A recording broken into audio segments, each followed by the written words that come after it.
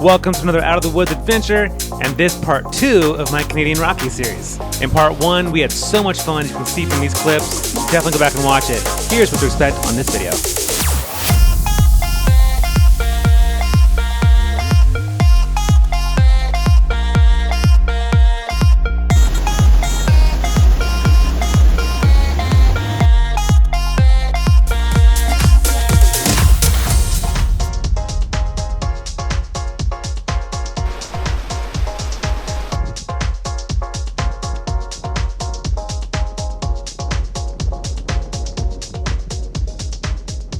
Good, very cold morning. We camped, as you can see, at a very typical campground down here around Banff. There's just not a whole lot of other options. So this costs $30 for the site for the night, and it worked. Tiffany and I are gonna go up the Icefields Parkway today, which I'm always looking forward to. It's such a beautiful drive. But before we start that drive up one of honestly the most beautiful drives in the world, we gotta find some breakfast and a place to park my Jeep, because there's really no reason in taking 2 vehicles for the drive today when we can enjoy each other's company in 1 vehicle and save gas. So we dropped my Jeep off just at a parking lot, and now I'm in Tiffany's Bronco, and we're currently in search of a bakery.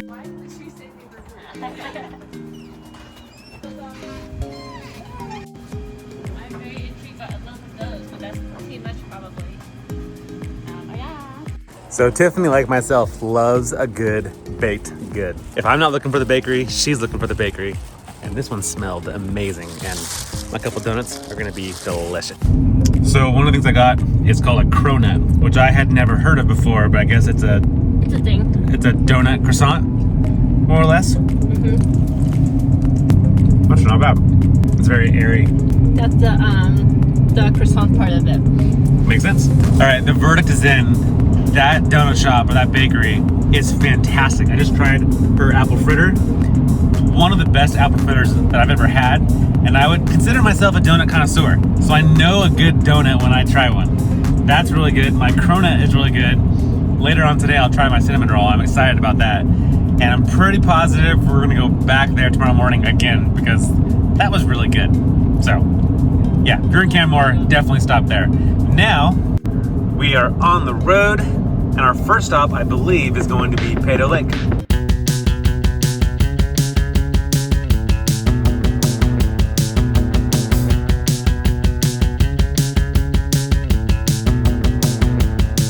Don't you hate when you go to touristy places and tourists are there? Like, how dare they? So we just got to the Peyto Lake trailhead. This place is a zoo, which I kind of expected, but the blue sky is gonna make this lake just pop. I can't wait to see it. Also, Tiffany has not been to any of these spots that we're about to go to today, or the rest of the trip for that matter. So she's especially excited to see all these spots.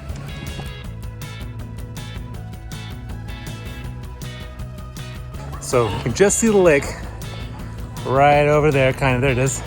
And the main viewpoint, but the main viewpoint is absolutely slammed with people. So we are bypassing that, and we're gonna go to a slightly less busy, I wouldn't really call it a secret area, but definitely lesser known, and I think a better view of the lake.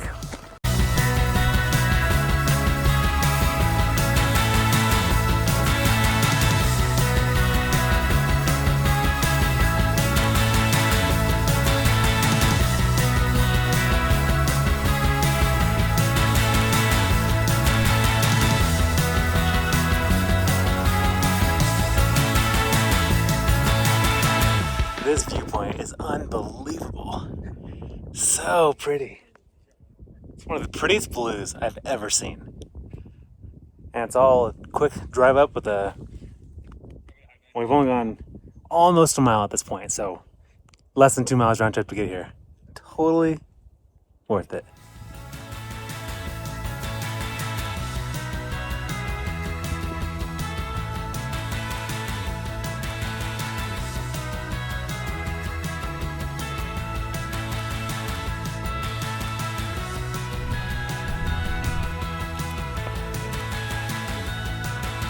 For all those that don't know why these lakes are so brilliantly blue, they get that color from the sediment that you can see in the water right there, being fed from the glacier right up above.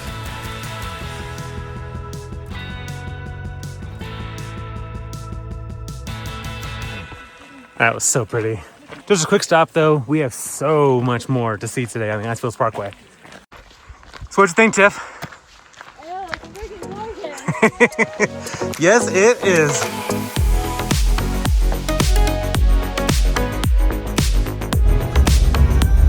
Oh my god, it's so pretty.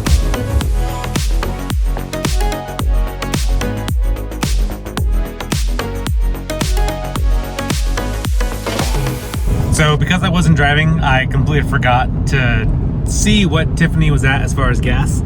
So just word to the wise when you're doing this Icefields Parkway that you want to fill up before you leave Banff or Jasper. There's only one fill up in the middle, and only in the summer into fall months. It's closed during the winter. But if you fill up here, it's crazy expensive. So it's definitely in your best interest to fill up at one of the two ends before doing this drive. And just for safety, because you don't want to get stranded out here without any gas. There's no cell service for the entire 200-kilometer route. It's also a great spot to pick up some much needed road trip snacks. Besides the gas and the snacks, you'll also find a restaurant, bathrooms, and Wi-Fi should you need it.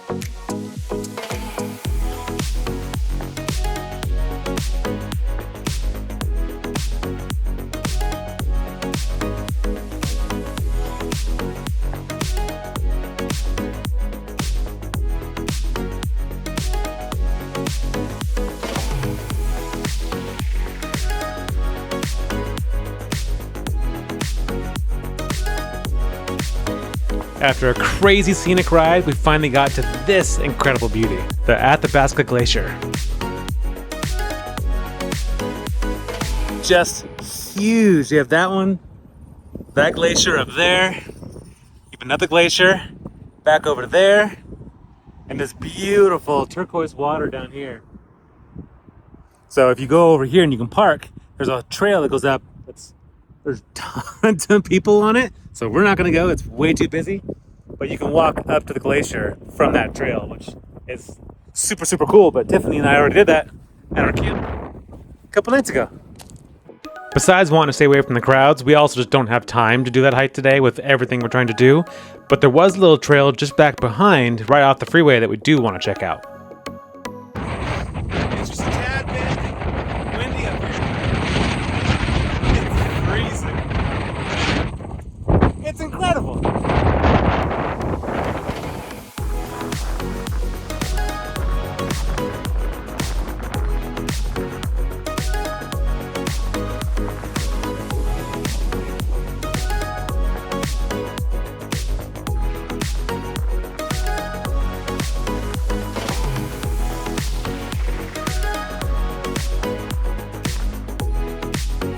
After enjoying the view from up close, we decided to hop across the freeway to the resort area where there's beautiful views from their deck, there's hot coffee, there's a Starbucks inside, there's a gift shop, all kinds of stuff. There's also a really cool hotel here that I've never stayed at, but I might have to get some reservations made because I know my wife would absolutely love this place, and so would I. That's insane. Just got to Sunwapta Falls. This is just south of Jasper. It's one of my favorite waterfalls on this whole drive. It is a really pretty fall, and it's really quick and easy to get to.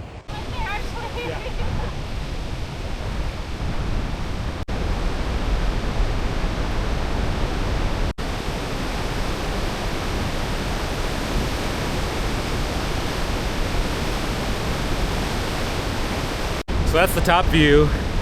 Now we're gonna go down to the better view.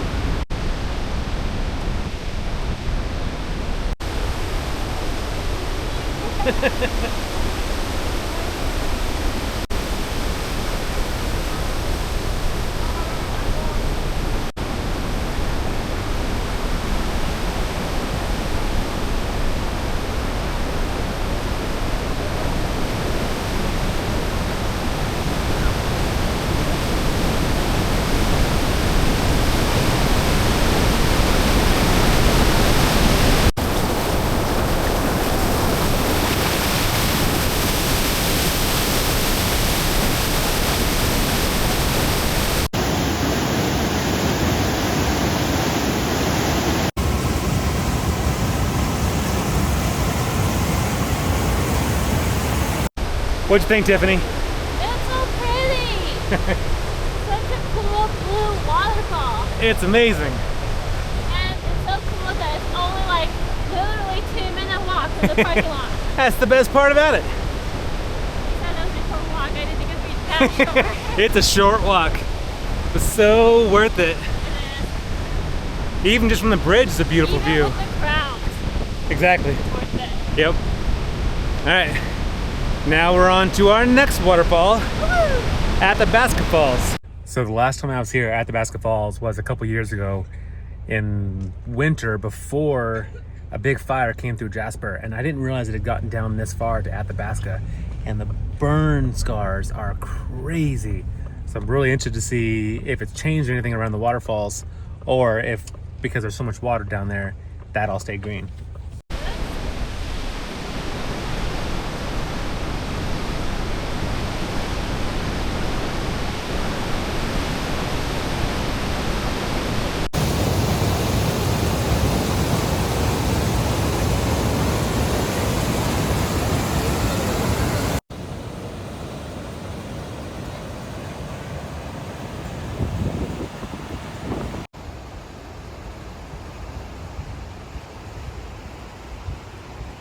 Now that Tiffany got to have fun down there, I'm gonna go down there. I love the view of that little outcrop rock, just looking straight down to the water. If it was a little bit warmer outside, I actually would love to jump off that.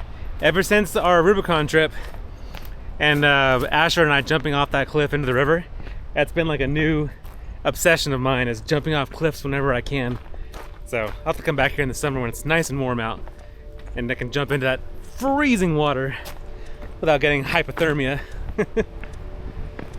But for now, just go get a view from that point.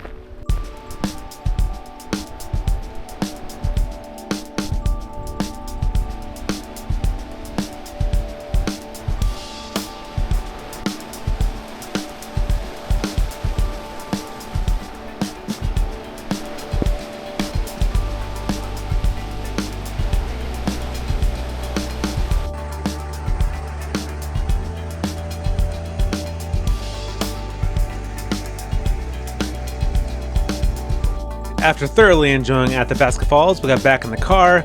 We have about a 2-hour drive or so to get back down to Lake Louise, where we hope to catch sunset there. And even though doing the drive the way we are, where we started in Banff, made it all the way up to almost Jasper, and now are driving all the way back down on the same day, usually it'll be a lot of driving, but with views like this, I could do this day in and day out and never get tired of it. It's just so pretty.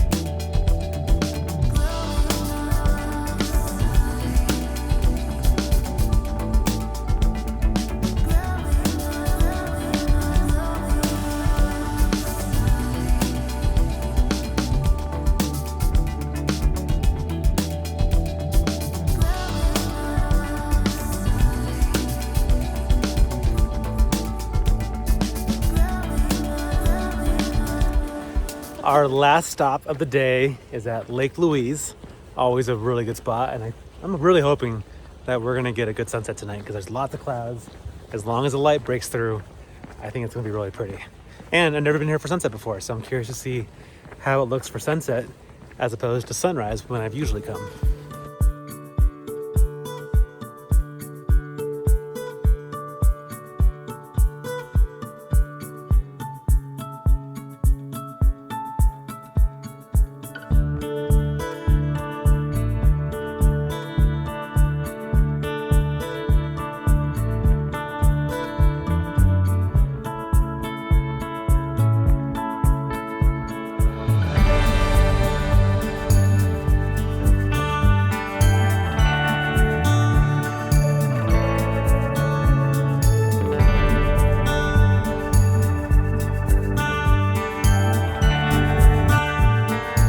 Well, that was exactly the sunset I was hoping to get. That was absolutely beautiful.